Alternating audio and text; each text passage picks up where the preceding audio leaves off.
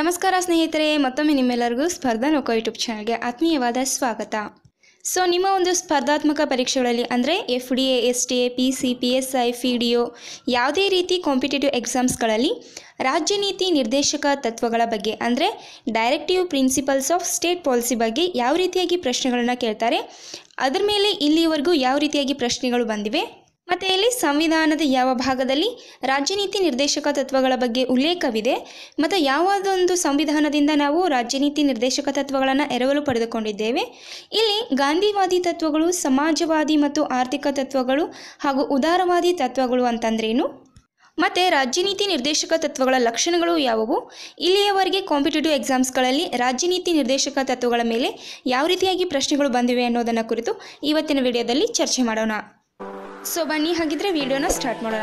Video start ಮಾಡೋದಕ್ಕಿಂತ ಮುಂಚೆ ನೀವೇನಾದರೂ ನಮ್ಮ ಚಾನಲ್ಗೆ ಇದೇ ಫಸ್ಟ್ ಟೈಮ್ ಭೇಟಿ ನೀಡ್ತಾ ಇದ್ದರೆ ಪ್ಲೀಸ್ ಈ ಕೂಡಲೇ ನಮ್ಮ ಚಾನಲ್ಗೆ ಸಬ್ಸ್ಕ್ರೈಬ್ ಆಗಿ ಆ್ಯಂಡ್ ಮರೀದೇ ಪಕ್ಕದಲ್ಲಿ ಕಾಣ್ತಕ್ಕಂತಹ ಬೆಲ್ ಐಕಾನ್ ಮೇಲೆ ಕ್ಲಿಕ್ ಮಾಡಿ. ಇದರಿಂದ ನಮ್ಮ ಎಲ್ಲ ಹೊಸ ವಿಡಿಯೋಗಳ ನೋಟಿಫಿಕೇಷನನ್ನು ಫಸ್ಟ್ ನೀವೇ ಪಡೆದುಕೊಳ್ಳಬಹುದು.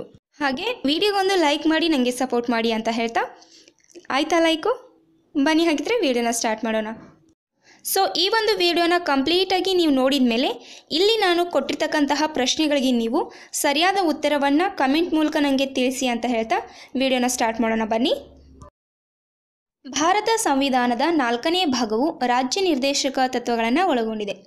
ಇಲ್ಲಿ ಸಂವಿಧಾನದ 36ರಿಂದ 51ರವರೆಗಿನ ವಿಧಿಗಳು ಈ ರಾಜ್ಯ ನೀತಿ ನಿರ್ದೇಶಕ ತತ್ವಗಳಿಗೆ ಸಂಬಂಧಿಸಿವೆ. ಇಲ್ಲಿ ಈ ತತ್ವಗಳನ್ನು ನಾವು ಎರವಲು ಪಡೆದುಕೊಂಡಿದ್ದು ಐರಿಷ್ ಸಂವಿಧಾನದಿಂದ. ಯಾವ ಒಂದು ಸಂವಿಧಾನದಿಂದ ರಾಜ್ಯ ನೀತಿ ನಿರ್ದೇಶಕ ತತ್ವಗಳನ್ನು ಎರವಲು ಪಡೆದುಕೊಂಡಿದ್ದೇವೆ ಅಂದರೆ ಐರಿಷ್ ಸಂವಿಧಾನದಿಂದ.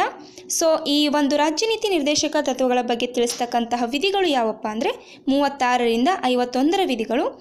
ಇಲ್ಲಿ ಸಂವಿಧಾನದ 4ನೇ ಭಾಗದಲ್ಲಿ ರಾಜ್ಯ ನೀತಿ ನಿರ್ದೇಶಕ ತತ್ವಗಳ ಬಗ್ಗೆ ಉಲ್ಲೇಖವಿದೆ. ರಾಜ್ಯ ನೀತಿ ನಿರ್ದೇಶಕ ತತ್ವಗಳು ಕೇಂದ್ರ ಮತ್ತು ರಾಜ್ಯ ಸರ್ಕಾರಗಳಿಗೆ ಸಂವಿಧಾನದಿಂದ ನೀಡಲ್ಪಟ್ಟಂತಹ ನಿರ್ದೇಶನಗಳ ಸ್ವರೂಪದಲ್ಲಿವೆ. ಇವುಗಳು ನ್ಯಾಯರಕ್ಷಿತವಾಗಿಲ್ಲ, ಆದರೂ ಸಹ ಇವು ದೇಶದ ಆಡಳಿತಕ್ಕೆ ಮೂಲಭೂತ ನಿಯಮಗಳಂತೆ ಕಾಣ್ತವೆ. ಇಲ್ಲಿ ಕಾನೂನುಗಳನ್ನು ರೂಪಿಸಬೇಕಾದ್ರೆ, ನೀತಿಗಳನ್ನು ಹಾಗೂ ಕಾರ್ಯಕ್ರಮಗಳನ್ನು ಅನುಷ್ಠಾನಗೊಳಿಸಬೇಕಾದ್ರೆ ಮತ್ತು ಆಡಳಿತವನ್ನು ನಡೆಸುವಾಗ ಈ ತತ್ವಗಳನ್ನು ಅಳವಡಿಸಿಕೊಳ್ಳುವುದು ಒಂದು ರಾಜ್ಯದ ಆದ್ಯ ಕರ್ತವ್ಯವಾಗಿದೆ ಅಂತ 37ನೇ ವಿಧಿ ಸ್ಪಷ್ಟಪಡಿಸುತ್ತೆ.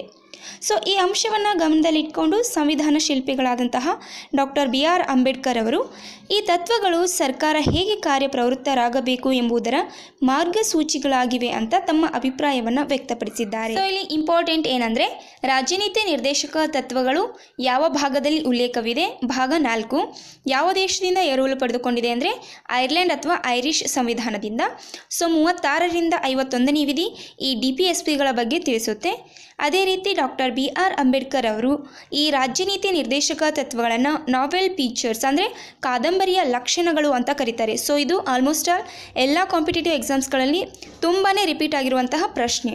ಇಲ್ಲಿ ವಿವಿಧ ಪ್ರಮುಖ ವ್ಯಕ್ತಿಗಳು ರಾಜ್ಯ ನೀತಿ ನಿರ್ದೇಶಕ ತತ್ವಗಳ ಬಗ್ಗೆ ತಮ್ಮ ಒಂದು ಅಭಿಪ್ರಾಯವನ್ನು ವ್ಯಕ್ತಪಡಿಸಿದ್ದಾರೆ. ಇವುಗಳು ಆಲ್ಮೋಸ್ಟ್ ಆಲ್ ಎಲ್ಲ ಎಕ್ಸಾಮ್ಸ್ಗಳಲ್ಲಿ ರಿಪೀಟ್ ಆಗಿರುವಂತಹ ಪ್ರಶ್ನೆಗಳು. ಬನ್ನಿ, ಹಾಗಿದ್ರೆ ನೋಡೋಣ ಒಂದೊಂದಾಗಿ. ಇಲ್ಲಿ TT ಕೃಷ್ಣಮಾಚಾರಿ ಅವರು ರಾಜ್ಯ ನೀತಿ ನಿರ್ದೇಶಕ ತತ್ವಗಳು ಭಾವನೆಗಳ ಕಸದ ತೊಟ್ಟಿ ಅಂತ ಹೇಳ್ತಾರೆ. ಇದು IAS ಅಲ್ಲಿ ಕೇಳಿರ್ತಕ್ಕಂತಹ ಪ್ರಶ್ನೆ. ಅದೇ ರೀತಿ ಡಾಕ್ಟರ್ BR ಅಂಬೇಡ್ಕರ್ ಅವರು ರಾಜ್ಯ ನೀತಿ ನಿರ್ದೇಶಕ ತತ್ವಗಳನ್ನು ನಾವೆಲ್ ಫೀಚರ್ಸ್ ಅಂದರೆ ಕಾದಂಬರಿಯ ಲಕ್ಷಣಗಳು ಅಂತ ಕರೀತಾರೆ.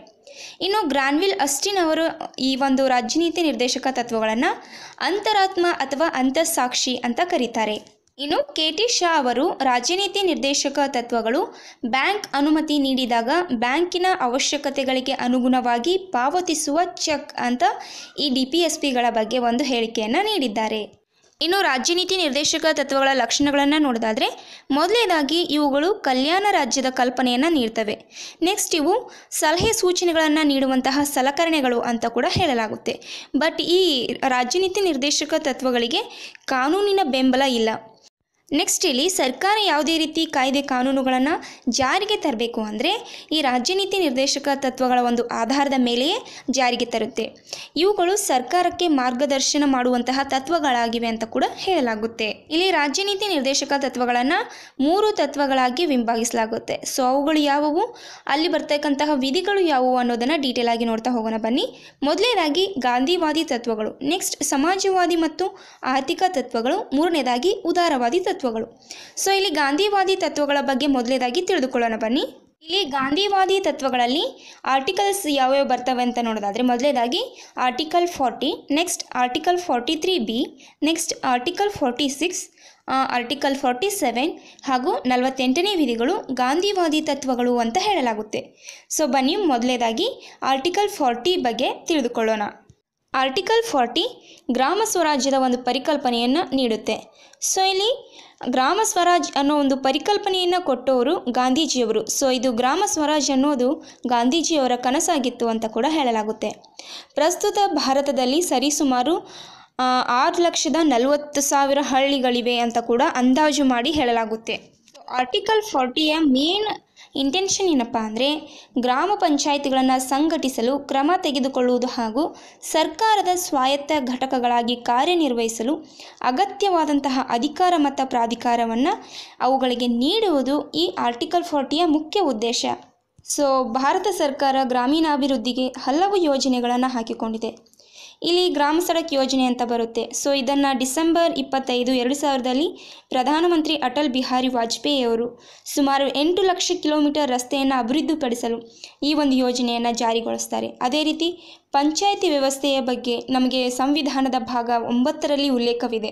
ಸೊ ಇಲ್ಲಿ 243ರಿಂದ 243 ವಿಧಿಗಳು ಪಂಚಾಯತ್ ವ್ಯವಸ್ಥೆ ಯಾವ ರೀತಿಯಾಗಿರಬೇಕು ಅನ್ನೋದರ ಕುರಿತು ತಿಳಿಸ್ತಕ್ಕಂಥ ವಿಧಿಗಳಾಗಿವೆ. ಅದೇ ರೀತಿ ಭಾರತದಲ್ಲಿ ಏಪ್ರಿಲ್ 24ರಂದು ಪಂಚಾಯತ್ ದಿನವನ್ನಾಗಿ ಪ್ರತಿ ವರ್ಷ ಆಚರಣೆ ಮಾಡಲಾಗ್ತದೆ.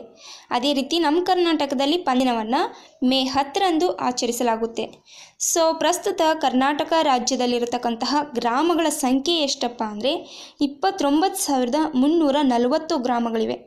ಇಲ್ಲಿ ಜನವಸತಿ ಇಲ್ಲದೆ ಇರತಕ್ಕಂತಹ ಗ್ರಾಮಗಳ ಸಂಖ್ಯೆ ಎಷ್ಟಂದರೆ 1943 ಗ್ರಾಮಗಳು ಯಾವುದೇ ಜನವಸತಿಯನ್ನು ಕಾಣದೇ ಇರತಕ್ಕಂತಹ ಗ್ರಾಮಗಳಾಗಿವೆ. ಸೊ 1881ರಲ್ಲಿ ಸ್ಥಳೀಯ ಸರ್ಕಾರಗಳ ಕಾಯ್ದೆ ಅಂತ ಕೂಡ ಲಾರ್ಡ್ ರಿಪ್ಪನ್ ಅನ್ನೋ ವೈಸ್ರಾಯ ಜಾರಿಗೆ ತರ್ತಾನೆ. ನೆಕ್ಸ್ಟ್ ಆರ್ಟಿಕಲ್ 43 ಏನು ಹೇಳುತ್ತೆ ಅಂದರೆ ಗುಡಿ ಕೈಗಾರಿಕೆಗಳ ಅಭಿವೃದ್ಧಿಯ ಬಗ್ಗೆ ಆರ್ಟಿಕಲ್ 43 ಹೇಳುತ್ತೆ. ಸೊ ಇಲ್ಲಿ ಗ್ರಾಮೀಣ ಭಾಗದ ಕರಕುಶಲ ಕೈಗಾರಿಕೆಗಳು, ಗುಡಿ ಕೈಗಾರಿಕೆಗಳನ್ನು ಅಭಿವೃದ್ಧಿಪಡಿಸುವುದು ಈ ಗುಡಿ ಕೈಗಾರಿಕೆಗಳ ಒಂದು ಮೇನ್ ಇಂಟೆನ್ಷನ್ ಆಗಿದೆ ಅಂತ ಕೂಡ ಹೇಳಲಾಗುತ್ತೆ. ಸೊ ಈ ಗುಡಿ ಕೈಗಾರಿಕೆಗಳ ಅಭಿವೃದ್ಧಿಗಾಗಿ ಸರ್ಕಾರ ಹಲವು ಯೋಜನೆಗಳನ್ನು ಜಾರಿಗೆ ತಂದಿದೆ. ಲೈಕ್ ಮುದ್ರಾ ಅಂದರೆ micro unit development refinance agency, ಮತ್ತು ಭಾರತ್ ಮಹಿಳಾ ಬ್ಯಾಂಕ್ ಮತ್ತು ಸಿಡ್ಬಿ ಬ್ಯಾಂಕ್. ಸೊ ಇವುಗಳೆಲ್ಲ ಗುಡಿ ಕೈಗಾರಿಕೆಗಳ ಅಭಿವೃದ್ಧಿಗಾಗಿ ಶ್ರಮಿಸ್ತಕ್ಕಂತಹ ಒಂದು ಯೋಜನೆಗಳು ಅಂತ ಹೇಳಲಾಗುತ್ತೆ. Next article 43B. So article 43B ಏನು ಹೇಳುತ್ತೆ ಅಂದರೆ ಸಹಕಾರ ಕ್ಷೇತ್ರವನ್ನು ಅಭಿವೃದ್ಧಿಪಡಿಸಬೇಕು ಅಂತ ಹೇಳುತ್ತೆ. ಸೊ ಇಲ್ಲಿ 97ನೇ ತಿದ್ದುಪಡಿಯ ಮೂಲಕ 2012ರಲ್ಲಿ ಸಂವಿಧಾನಕ್ಕೆ ಆರ್ಟಿಕಲ್ 43Bಯನ್ನು ಸೇರಿಸಲಾಗುತ್ತೆ. ಸೊ 9B ಭಾಗದಲ್ಲಿ ಸಹಕಾರ ಕ್ಷೇತ್ರದ ಬಗ್ಗೆ ತಿಳಿಸಲಾಗಿದೆ. ಆರ್ಟಿಕಲ್ 46. ಸೊ 46ನೇ ವಿಧಿ ಏನು ಹೇಳುತ್ತೆ ಅಂದರೆ ಹಿಂದುಳಿದ ವರ್ಗದವರಿಗೆ ಮತ್ತು SC/ST ಯವರಿಗೆ ಮೂಲಭೂತ ಸೌಕರ್ಯಗಳನ್ನು ಒದಗಿಸಬೇಕು ಅಂತ ಹೇಳುತ್ತೆ. ಸೊ ಯಾವ ರೀತಿಯಾಗಿ ಅಂತ ನೋಡೋದಾದರೆ ಇಲ್ಲಿ ಆರ್ಟಿಕಲ್ 46ನಲ್ಲಿ ಶಿಕ್ಷಣ ಹಾಗೂ ಉದ್ಯೋಗದಲ್ಲಿ ವಿಶೇಷ ಮೀಸಲಾತಿಯನ್ನು ಈ SC/ST ಅವರಿಗೆ ಮತ್ತು OBC ವರ್ಗದವರಿಗೆ ಕಲ್ಪಿಸಿದೆ. ಸೊ ಸಂವಿಧಾನದಲ್ಲಿ 338ನೇ ವಿಧಿ ಪರಿಶಿಷ್ಟ ಜಾತಿಯ ಆಯೋಗದ ಬಗ್ಗೆ ತಿಳಿಸ್ತದೆ. ಅದೇ ರೀತಿ 338A ವಿಧಿ ST ಆಯೋಗದ ಬಗ್ಗೆ ತಿಳಿಸುತ್ತದೆ. ಸೊ ರೀಸೆಂಟಾಗಿ 102ನೇ ತಿದ್ದುಪಡಿಯನ್ನು ಮಾಡುವುದರ ಮೂಲಕ OBC ಆಯೋಗವನ್ನು 338Bಯ ಒಂದು ವಿಧಿಯಲ್ಲಿ ಸ್ಥಾಪಿಸಲಾಗಿದೆ. ಸೊ ಈ ಪ್ರೆಸೆಂಟ್ OBC ಆಯೋಗದ ಅಧ್ಯಕ್ಷರು ಯಾರಿದ್ದಾರೆ ಅಂದರೆ ಭಗವಾನ್ ಲಾಲ್ ಸಹಾನಿ ಅವರಿದ್ದಾರೆ. ಸೊ ಇಲ್ಲಿ ಆರ್ಟಿಕಲ್ 46 ಏನು ಹೇಳುತ್ತೆ ಅಂದರೆ ಹಿಂದುಳಿದ ವರ್ಗದವರಿಗೆ ಮತ್ತು SC/ST ಅವರಿಗೆ ಮೂಲಭೂತ ಸೌಕರ್ಯಗಳನ್ನು ಒದಗಿಸಬೇಕು ಅಂತ ಹೇಳುತ್ತೆ. ನೆಕ್ಸ್ಟ್ ಆರ್ಟಿಕಲ್ 47 ಏನು ಹೇಳುತ್ತೆ ಅಂದರೆ ಆರೋಗ್ಯಕ್ಕೆ ಹಾನಿಕಾರಿಯಾಗುವಂತಹ ಮಾದಕ ವಸ್ತುಗಳನ್ನು ನಿಷೇಧಿಸುವುದು ಅಂತ ಹೇಳುತ್ತೆ. ಸೊ ಇಲ್ಲಿ 1930ರಿಂದ 1947ರಲ್ಲಿ ಅತಿ ಹೆಚ್ಚು ಸಾರಾಯಿ ಅಂಗಡಿಗಳನ್ನು ಮುಚ್ಚಿಸಲಾಗುತ್ತೆ ಅನ್ನೋ ಒಂದು ಉಲ್ಲೇಖವಿದೆ. ಸೊ ಇಲ್ಲಿ ಆರ್ಟಿಕಲ್ 47 ಹೇಳೋದು ಮಾದಕ ದ್ರವ್ಯಗಳು ಮತ್ತು ಅಮಲು ಪದಾರ್ಥಗಳನ್ನು ನಿಷೇಧ ಮಾಡುವುದು ಅಂತ ಹೇಳುತ್ತೆ. ನೆಕ್ಸ್ಟ್ ಆರ್ಟಿಕಲ್ 48 ಗೋಹತ್ಯೆ ನಿಷೇಧದ ಬಗ್ಗೆ ಹೇಳುತ್ತೆ. ಸೊ ಇಲ್ಲಿ ಭಾರತದಲ್ಲಿ ಮೊದಲನೇದಾಗಿ ಗೋಹತ್ಯೆ ನಿಷೇಧ ಕಾಯ್ದೆಯನ್ನು ಜಾರಿಗೆ ತಂದಂತಹ ರಾಜ್ಯ ಯಾವುದು ಅಂದರೆ ಉತ್ತರ ಪ್ರದೇಶ ರಾಜ್ಯ. ಅದು ಯಾರು CM ಆಗಿದ್ದರು ಅಂದರೆ ಅಲ್ಲಿ ಯೋಗಿ ಆದಿತ್ಯನಾಥ್ ಅವರ ಒಂದು ಮುಖ್ಯಮಂತ್ರಿಯ ಆಡಳಿತಾವಧಿಯಲ್ಲಿ ಈ ಒಂದು ಗೋಹತ್ಯೆ ನಿಷೇಧವನ್ನು ಮೊದಲ ಬಾರಿಗೆ ಜಾರಿಗೆ ತರಲಾಗುತ್ತೆ. ಸೊ ಇಲ್ಲಿ ಕೃಷಿ ಮತ್ತು ಪಶುಸಂಗೋಪನೆಯನ್ನು ವೈಜ್ಞಾನಿಕ ಮಾದರಿಯಲ್ಲಿ ಅಭಿವೃದ್ಧಿಪಡಿಸುವುದು ಹಾಗೂ ಗೋಹತ್ಯೆ ನಿಷೇಧ ಮತ್ತು ಅವುಗಳ ಒಂದು ತಳಿ ಅಭಿವೃದ್ಧಿಯನ್ನು ಆರ್ಟಿಕಲ್ 48 ತಿಳಿಸುತ್ತೆ. ನೆಕ್ಸ್ಟ್ ಸಮಾಜವಾದಿ ಮತ್ತು ಆರ್ಥಿಕ ತತ್ವಗಳು. ಸೊ ಇಲ್ಲಿ 38ನೇ ವಿಧಿ, 39ನೇ ವಿಧಿ, 39A ವಿಧಿ, 41ನೇ ವಿಧಿ, 42ನೇ ವಿಧಿ ಹಾಗೂ 43ನೇ ವಿಧಿ, 43A ವಿಧಿಗಳು ಸಾಮಾಜಿಕ ಮತ್ತು ಆರ್ಥಿಕ ತತ್ವಗಳ ಕುರಿತು ವಿವರಿಸುತ್ತವೆ. ಬನ್ನಿ ಒಂದೊಂದಾಗಿ ಚರ್ಚೆ ಮಾಡ್ತಾ ಹೋಗೋಣ.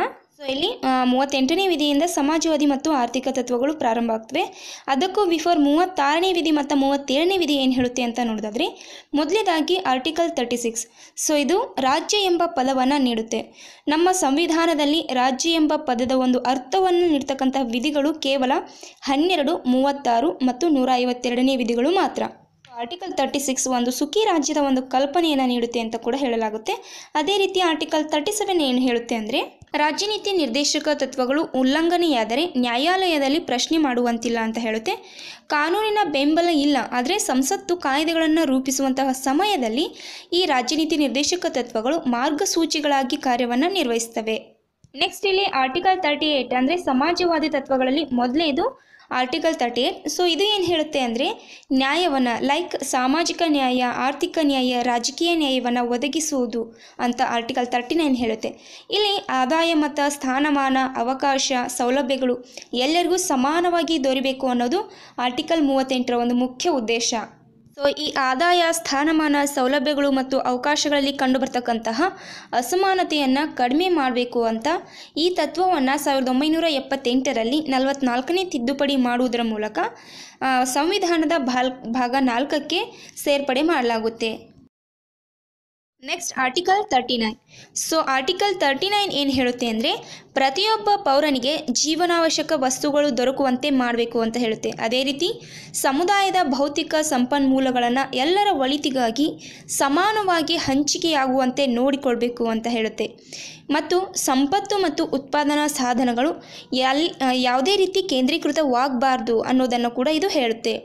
ಮತ್ತು ಪುರುಷರು ಮತ್ತು ಮಹಿಳೆಯರಲ್ಲಿ ಸಮಾನವಾಗಿ ಕೆಲಸಕ್ಕೆ ಸಮಾನವಾದಂಥ ವೇತನವನ್ನು ನೀಡಬೇಕು ಅನ್ನೋದನ್ನು ಕೂಡ ತಿಳಿಸುತ್ತೆ.